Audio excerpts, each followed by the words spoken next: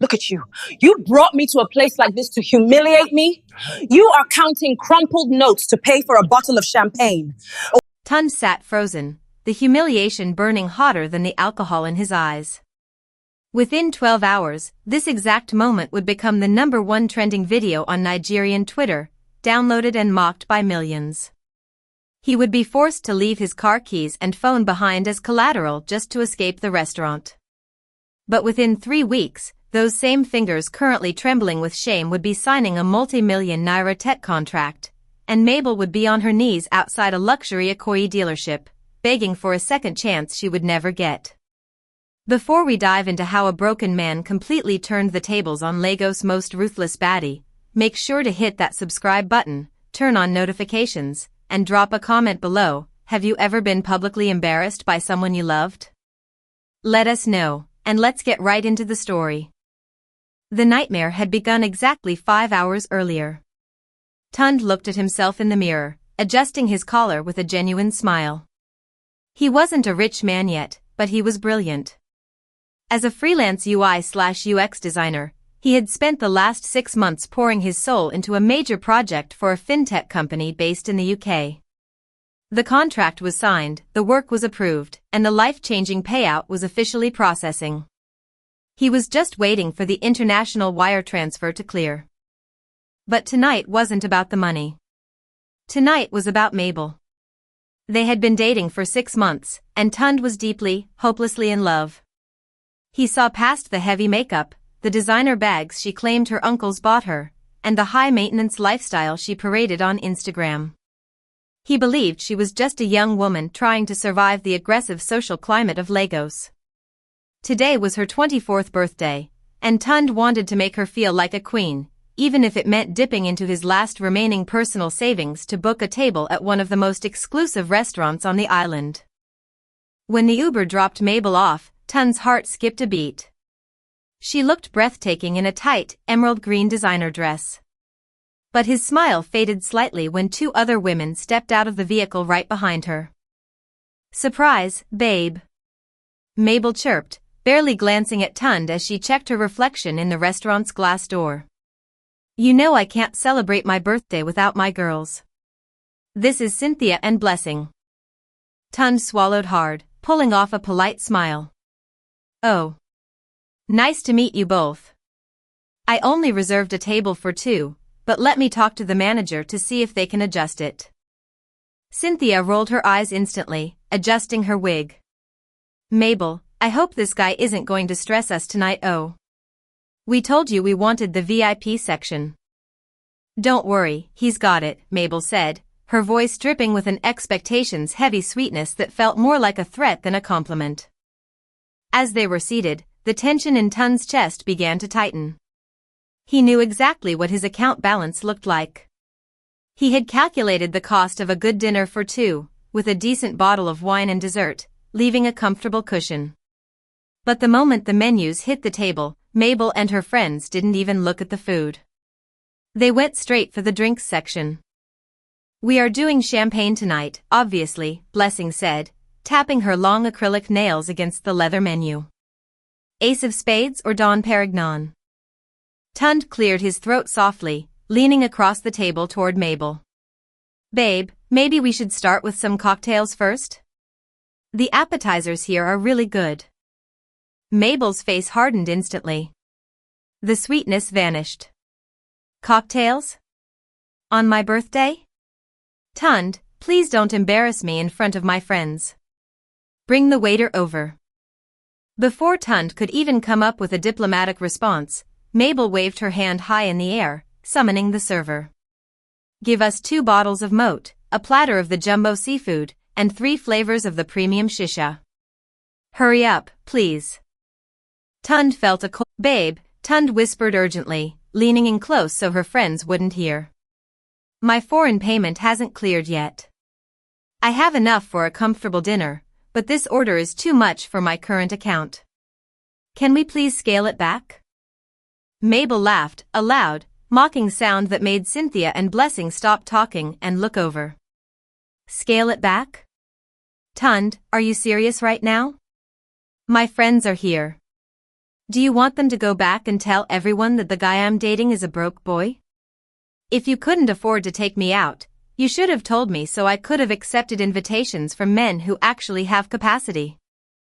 It's not about capacity, Mabel, Tunde pleaded, his voice trembling with a mixture of love and growing panic. I love you. I wanted to celebrate you. But the banking system is delaying my money. I just need you to understand. I don't understand poverty, Tunde, she said coldly, turning away from him to smile at her phone as she started filming an Instagram story. Just fix it. Figure it out. For the next 2 hours, Tunde sat like a ghost at his own table. He barely touched the food. He watched in horror as Mabel, Cynthia, and Blessing drank, laughed, and took endless photos, completely ignoring him unless they needed him to ask the waiter for more napkins. They ordered another bottle. They ordered extra sides they barely ate. Every laugh from Mabel felt like a physical blow to Tunde's chest. He loved this woman. He had stayed up late helping her edit her content, he had paid her electricity bills when she was down, he had listened to her cry about her family. But tonight, in front of her friends, he was nothing more than an accessory meant to pay a bill. When the waiter finally brought the bill inside a small leather folder, Tunde's hands were shaking so badly he could barely open it. He looked at the final figure. 680,000 naira. Are you holding your breath yet? This is where things go from bad to absolutely toxic. If you think Mabel's behavior is completely out of line, smash that like button right now and share this video with a friend who needs to see why choosing the wrong partner can ruin your life. Let's get back to the table. Tunde took a deep breath.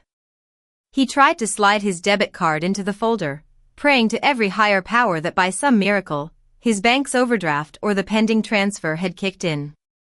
The waiter took the card, walked over to the POS machine, and slid it through. Declined. The waiter tried again. Insufficient funds. The young server walked back to the table, his expression a mix of pity and professional detachment. I'm sorry, sir. The transaction didn't go through. It's saying insufficient funds. Cynthia burst into a loud, mocking cackle. Hey God! Insufficient funds? Mabel, didn't I tell you? I told you this guy was giving off low-budget energy. Blessing shook her head, whispering loudly, God forbid. Imagine coming out to celebrate and getting stuck with a broke man. Tunde's face burned. He stood up rapidly, pulling Mabel by the wrist toward a quieter corner near the bar. Mabel, please. I need your help. The card declined. Please, just pay the balance with your card, or ask your friends to chip in. The absolute second my transfer clears tomorrow morning, I will send you double the amount. I swear to you. Mabel looked at his hand on her wrist, then looked up at his face. The expression in her eyes wasn't just anger, it was pure, unadulterated venom. She didn't whisper. She didn't try to save his dignity. She yanked her arm back, grabbed a half-filled glass of champagne from a passing waiter's tray, and threw it directly into Tunde's face. Look at you! Mabel shrieked, her voice booming across the restaurant. You brought me to a place like this to humiliate me? You are counting crumpled notes to pay for a bottle of champagne that costs more than your entire life savings. If you know you are completely broke, stay in your mother's house. Don't bring your wretched poverty near a woman of my caliber. The entire restaurant fell into a suffocating silence. Tunde stood there, the expensive alcohol dripping down his nose, soaking his clothes. He could see the lenses of at least 10 iPhones pointed directly at him. He looked at Mabel, searching her eyes for even a flicker of the girl he had held in his arms just last week. There was nothing. Just cold vanity. Mabel walked back to the table, grabbed her designer bag, and looked at her friends. Let's go, girls. This place suddenly smells like lack and poverty. Let the boys stay here and wash plates to pay the bill. They walked out, their high heels clicking loudly against the marble floor, leaving Tunde standing alone in the center of the room. The restaurant manager approached him immediately, his face stern. "Sir, you cannot leave until this bill is settled," the manager said firmly. "If you don't have the money, we will be forced to involve the police." Tunde felt a lump in his throat so large he could barely breathe. "I am not a thief," he whispered, his voice cracking. "Please. I have a car outside. I will leave my car keys and my iPhone 14 Pro Max with you as collateral. I will take a regular yellow taxi home, and I will be back here first thing in the morning with the cash." The manager evaluated him for a long, agonizing moment before nodding slowly. "Fine. Write down your details, leave the phone and the keys. You have until noon tomorrow, or we sell the collateral and post your face on our official page." Tunde walked out of the restaurant into the cool Lagos night air, completely empty-handed. He didn't even have enough cash for a taxi. He had to walk for 2 hours from Victoria Island back to his small apartment in Yaba. As he walked, his legs heavy, tears of pure anger and betrayal finally spilled down his cheeks. When he got home, he used his old backup laptop to log into his social media. His heart shattered into a million pieces. The video was already viral. Someone had posted it with the caption, "Baddie resets the brains of a broke boy who tried to impress her." The comments were a cesspool of toxicity. People were laughing at him, calling him a fraud, a parasite, a clown. He checked Mabel's Instagram page. She had posted a video of herself inside a luxury Mercedes G-Wagon, clinking glasses with an older man whose face was hidden. Her caption read, "Upgraded to premium. Know your worth, ladies. Don't let these low-income boys ruin your birthday glow." The level of rage baiting from her followers was insane, with thousands of women cheering her on in the comments, claiming that Tunde deserved the humiliation for trying to date above his salary. Tunde stared at the screen, his chest heaving. The love he had felt for Mabel died right then and there, replaced by a cold, burning determination. He shut his laptop, lay down on his bed, and stared at the ceiling until dawn. At exactly 8 a.m., a loud, aggressive notification pinged on his laptop screen. Tunde scrambled over and opened his email. It was a notification from his bank. "Transaction successful. Wire transfer received." Tunde looked at the figures. His breath hitched. The UK company hadn't just paid his base fee, they had included a massive bonus for early delivery and exclusive intellectual property rights. The total amount sitting in his account was 24 million naira. He didn't scream. He didn't jump. He just closed his eyes and took a very long, deep breath. The weight that had been crushing his chest for the last 12 hours instantly evaporated. He went into the bathroom, took a long shower, shaved, and dressed in a simple but elegant black vintage shirt and trousers. He took a boat ride straight back to the restaurant in Victoria Island. When he walked in, the manager recognized him instantly, his posture stiffening. Tunde didn't say a word. He walked up to the counter, pulled out his freshly updated banking app, and scanned the restaurant's commercial QR code. He typed in the exact amount, 680,000 naira. Tunde slid the screen across the counter to the manager. "My bill is paid. Give me my phone and my keys." The manager stared at the screen, then at Tunde's calm, unbothered expression. His tone changed instantly to one of deep respect. "Ah, sir, I am so sorry about the misunderstanding last night. You know how the system is?" "Save it," Tunde said coldly, grabbing his phone and his car keys from the counter. He turned around and walked out without looking back.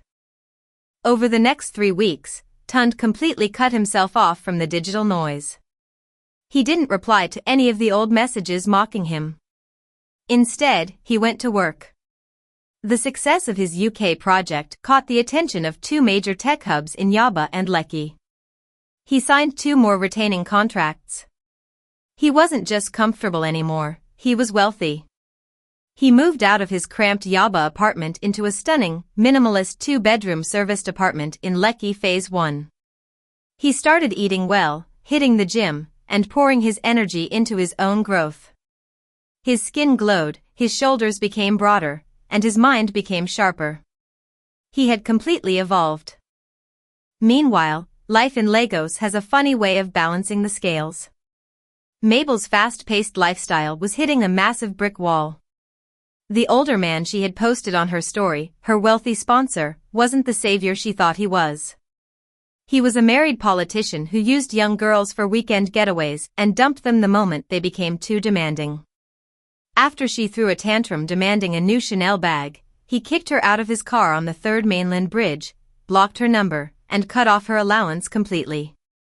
To make matters worse, Mabel's rent on her shared Lekki apartment was due, and her friends, Cynthia and Blessing, had completely abandoned her the moment the money stopped flowing. She was desperate. She was facing public eviction, and her Instagram persona was about to crumble. This is the moment you've all been waiting for. The ultimate twist is about to drop. If you are enjoying this progressive tension and want to see karma hit like a truck, make sure you are subscribed to the channel, give this video a massive thumbs up, and share your thoughts in the comments. Do you think people like Mabel ever truly change? Let's find out. It was a bright Saturday afternoon. Tunde walked into a high-end, exclusive car dealership in Ikoyi. He had decided it was time to officially retire his old, reliable sedan and buy something that matched his new reality. He was dressed in a simple, perfectly tailored linen outfit, looking effortlessly expensive. The dealership staff immediately swarmed him, offering him chilled water and premium espresso as they showed him the latest models. Outside the glass showroom, Mabel and a new friend she was trying to impress were walking down the street. Mabel was holding a cheap ring light, trying to take aesthetic photos near the luxury cars parked outside the dealership's fence to make her followers think she was shopping. As she leaned against a sleek, metallic black 2024 Mercedes-Benz AMG, one of the security guards walked out, shouting, "Hey! Move away from there. Don't scratch the customer's car." Mabel hissed loudly, trying to save face. "Do you know who I am? Is it because I'm walking? If I call my man now, he will buy this entire place." "Then call him, make he buy am," the guard mocked. "But for now, calm it for there." Embarrassed, Mabel turned to leave, but her eyes accidentally drifted through the massive glass windows of the showroom. She froze. Her breath caught in her throat. Sitting on a plush leather sofa inside the air-conditioned showroom, sipping a glass of imported wine while a salesman held open a contract document, was Tunde. He looked entirely different. The aura of anxiety and desperation that used to hang around him was completely gone. He looked commanding, handsome, and undeniably wealthy. Mabel blinked rapidly, thinking her eyes were playing tricks on her. She watched as the manager of the dealership handed Tunde a sleek, branded leather key pouch, bowing slightly as he did. "Tunde?" Mabel whispered to herself, her heart hammering against her ribs. Without thinking about her friend or the security guard, Mabel pushed past the glass doors, the cool air conditioning hitting her face. She walked straight toward the VIP lounge area. "Tunde." "Oh my God, Tunde," her voice squeaked, a sudden, desperate smile stretching across her face. Tunde paused, lowering his glass of wine. He looked up, his eyes meeting hers.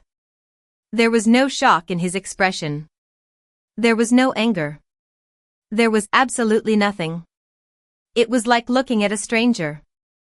"Tunde, babe. It's really you." Mabel rushed forward, her voice dropping into the soft, purring tone she used whenever she wanted something. She tried to reach out and grab his arm. "Oh my God, I've been looking for you everywhere. You changed your number, you moved. I was so worried about you." Tunde gently but firmly stepped back, avoiding her touch entirely. The salesman looked confused, but Tunde raised a hand, signaling him to give them a moment. "Mabel," Tunde said, his voice smooth, calm, and incredibly deep. "What are you doing here?" "Babe, please," Mabel said, her eyes suddenly welling up with tears that looked remarkably practiced. She stepped closer, lowering her voice so the staff wouldn't hear. About that night at the restaurant. I am so sorry. You don't understand what happened. I was under so much stress. Cynthia and Blessing were putting so much pressure on me, saying horrible things, and I just snapped. It wasn't the real me. You know how much I love you, Tunde. I've been crying every night thinking about how I hurt you. Please, can we just go somewhere quiet and talk? I miss us. Tunde looked at her. He looked at the tears rolling down her cheeks, the same cheeks where his champagne had dripped 3 weeks ago. He remembered the long walk home in the dark, the humiliation online, the toxic comments she had encouraged. He felt a profound sense of clarity. You miss us? Tunde asked softly, a faint, humorless smile touching his lips. Or you miss the man you thought you could exploit? That night, Mabel, you didn't see a human being sitting across from you. You didn't see someone who loved you, who spent his last funds just to make you smile. You saw a price tag. And because the price tag didn't match your vanity, you chose to destroy my dignity in public. Tunde, no. It wasn't like that, I swear. Mabel sobbed, reaching out again, her voice cracking with genuine panic now as she saw the luxury car keys in his hand. I was young, I made a mistake. We can start over. I will make it up to you, I promise. There is nothing to make up, Mabel, Tunde said, his voice completely devoid of hatred. Indifference was his ultimate weapon. You wanted a man of capacity, right? I pray you find him. But as for me, I am completely out of your league. Not because of my money, but because of my character. I hope the internet likes you as much as you like money. Tunde turned away from her, signing the final line on the contract document. He handed the pen back to the smiling salesman. Is the car ready? Yes, Mr. Tunde. It has been driven to the front for you, the salesman replied respectfully. Tunde picked up his car keys, adjusted his linen shirt, and walked right past Mabel without a single backward glance. Mabel stood frozen in the middle of the luxury showroom, her chest heaving, as the reality of what she had thrown away crashed down on her like a tidal wave. She had traded a king for a temporary illusion of luxury, and now she had absolutely nothing. Outside, the metallic black Mercedes-Benz roared to life. Tunde rolled down the window, feeling the warm Lagos breeze against his face, and drove out into the city, completely free. What an ending! Karma really came around fast. If you think Mabel got exactly what she deserved, drop 100 points in the comments right now. Ladies, let's be honest in the comments. If a guy's card declines on a first date, are you staying to help him solve it, or are you walking out? Guys, would you have given Mabel a second chance if you were in Tunde's shoes? Let's spark the biggest debate in the comment section below. Don't forget to like this video, share it with your friends, and hit that subscribe button for more intense, life-changing stories. See you in the next one.